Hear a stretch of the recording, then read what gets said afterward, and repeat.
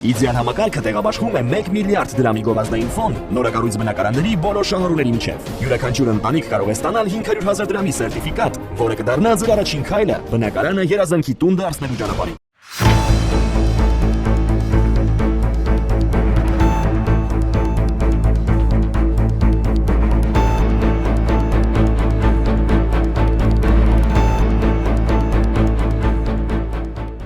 Ողջույն, առաջին լրատվականի եթերում տարածաշրջան եւ Անդին հայաց Երևանից հաղորդաշարի հերթական թողարկումն է։ Ես Սիրանույշ Պապյանն եմ։ Անդրադառնալու ենք մեր տարածաշրջանում ու դրանից դուրս տեղի ունեցող կարևորագույն իրադարձություններին։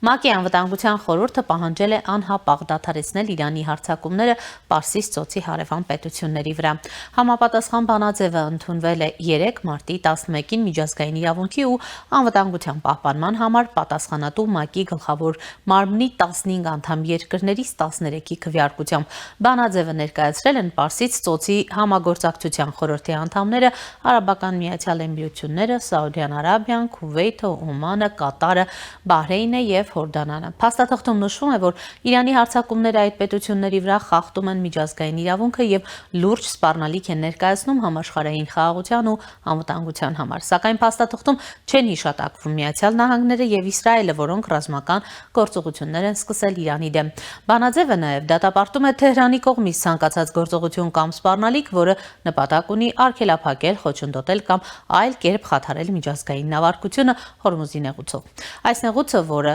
ծառայում է որպես մերձավոր արևելքից նավթի արտահանման ամենակարևոր տրանսպորտային զարկերակներից մեկը, Թեհրանի կողմից արդյունավետորեն շրջափակված է Իրանի դեմ Միացյալ Նահանգներ Իսրայել պատերազմի սկզբից ի վեր։ ՄԱԿ-ի անվտանգության խորհրդի 2 մշտական անդամներ Ռուսաստանը եւ Չինաստանը ձեռնպահ են մնացել բանաձևի քվեարկությունից։ ՄԱԿ-ում Ռուսաստանի մշտական ներկայացուցիչ Վասիլի Նեբեզյան մեկնաբանելով այդ որոշումը հայտարարել է, որ փաստաթուղթը միակողմանի է եւ կողմնակալ եւ անկարող է տարածաշրջանում խաղաղություն հաստատել։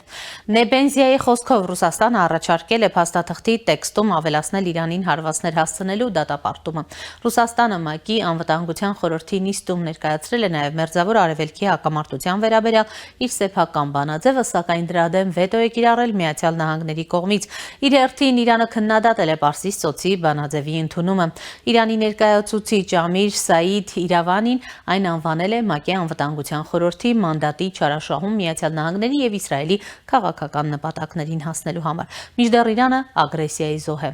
Զուգահեռաբար Միացյալ Նահանգների նախագահ Դոնալդ Թրամփը Կենտակի նահանգի Հեբրոն քաղաքում նախընտրական հանրահավաքի ժամանակ հայտարարել է, որ իր երկիրը հաղթանակ է տարել Իրանի նկատմամբ, բայց կշարունակի ռազմական գործողությունը այն վերջնական ավարտին հասցնելու համար։ Թույլ տվեք ասել, որ մենք հաղթել ենք, երբեք չպետք է շատ շուտ ասել հաղթանակի մասին։ Մենք հաղթեցինք, ամեն ինչ ավարտվեց առաջին ժամվա ընթացքում, ասել է Թրամփը։ Բացի այդ, Թրամփը ամերիկյան Axios լրատվական պորտալին տված հարցազրույցում ասել է, որ պատերազմը հիանալի է ընթանում եւ ամերիկյան ուժերը ավելի շատ վնաս են պատճառել, քանի սկզբանե ակնկալվում էր։ Մենք ժամանակացույցից շատ առաջ ենք անցել, մենք ավելի շատ վնաս ենք հասցրել, քան հնարավոր էինք համարում, նույնիսկ սկզբնական 6 շաբաթյա ժամանակահատվածում, պնդել է Միացյալ Նահանգների նախագահը, հավելելով, որ գործնականում ոչինչ չի մնացել թիրախավորելու։ Միևնույն ժամանակ Իրանը շարունակում է մերձավոր արևելքում գտնվող ամերիկյան բազաների ու Իսրայելի դեմ օդային հարվածները։ Բացի այդ, Իրանը թիրախավորել է Իրաքի Էրբիլ քաղաքում գտնվող իտալական ռազմական բազան։ Այս մասին հայտարարել է Իտալիայի պաշտպանության նախարար Գվիդո Գրոսետոն, հավելելով, որ անձնակազմի շրջանում զոհեր չկան։ Իսկ ահա Իսրայելի պաշտպանության բանակը հայտարարել է, որ Իսրայելի ուժերը հարվածել են Իրանի Թալեգան միջուկային կենտրոնին։ Համալիրը Թեհրանի կողմից օգտագործվել է միջուկային զենքի կարևորագույն հնարավորություններ մշակելու համար։ Վերջին տարիներին համալիրը օգտագործվել է առաջադեմ պայթուցիկներ մշակելու ու գաղտնի փորձարկումներ անցկացնելու համար, որպես 2000-ականներին գաղտնի միջուկային զենքի ծրագրի մաս, պնդել է Ցախալը։ Ավելի վաղ մարտի 8-ին Իրանը հայտնել է Սպահանում գտնվող իր միջուկային օբյեկտին լուրջ վնաս հասցնելու մասին։ Ռադիացիոն աղտոտվածություն չի գրանցվել։ Արբանյակային պատկերների վերլուծությունը ցույց է տալիս, որ Թալեգան 2 օբյեկտի վրա հարվածը հասցվել է ամերիկյան B-2 ռմբակոծիչների միջոցով,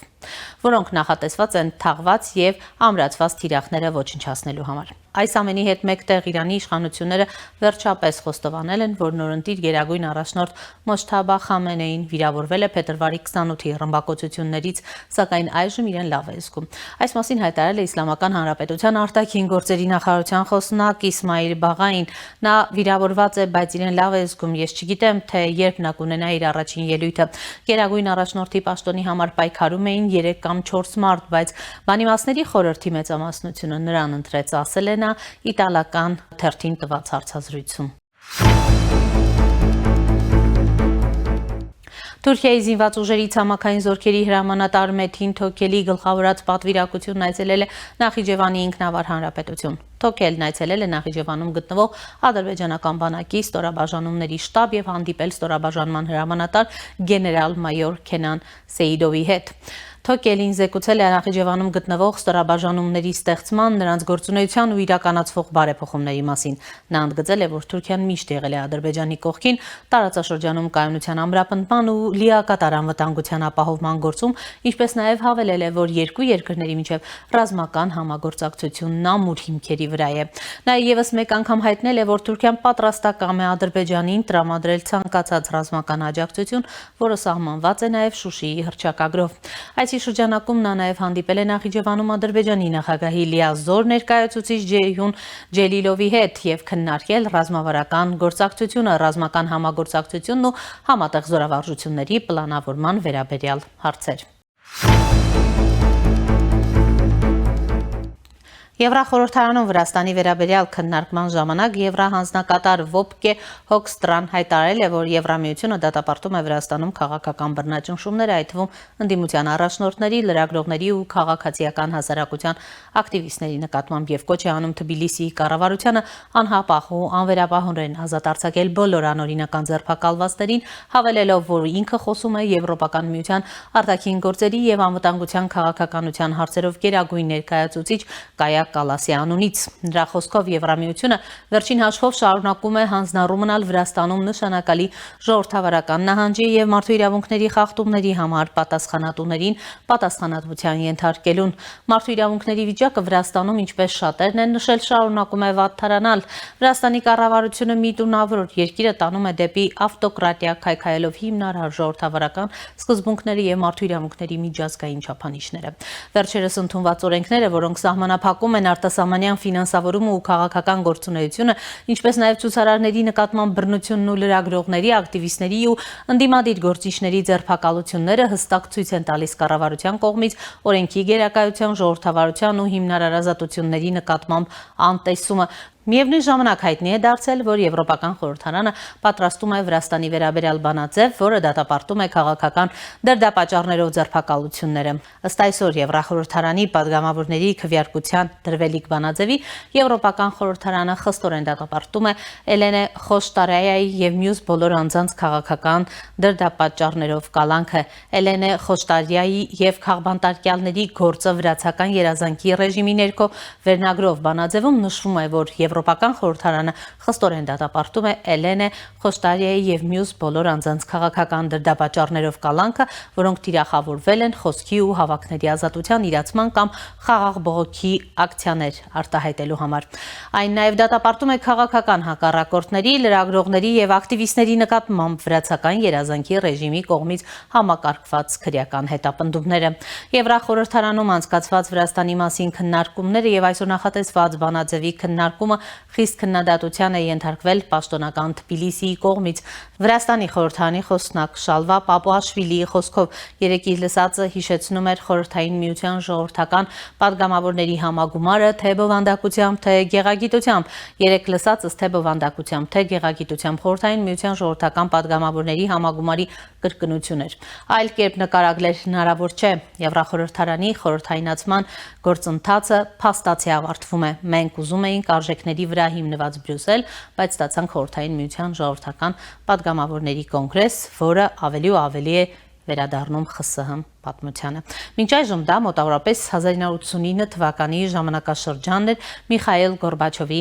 պերեստրոյկայի ժամանակները։ Նրանք դեռ պերեստրոյկայի մակարդակում են, բայց միտումն այնպիսին է, որ նրանք ավելի ու ավելի կվերադառնան հետ, հավանաբար Լեոնիդ Բրեժնևի ժամանակներին։ Հետևաբար վրացիները պետք է գիտակցեն, որ այսօրվա Եվրոպական խորհրդարանը իր գեղագիտությամբ, բովանդակությամբ ու արժեքներով ավելի ու ավելի է նմանվում Խորհրդային Միության ժողովրդական պատգամավորների կոնգրեսին, հայտարարել է Պապուաշվիլին մեկնաբանելով Եվրախորհրդարանում տեղի ունեցած քննարկումները։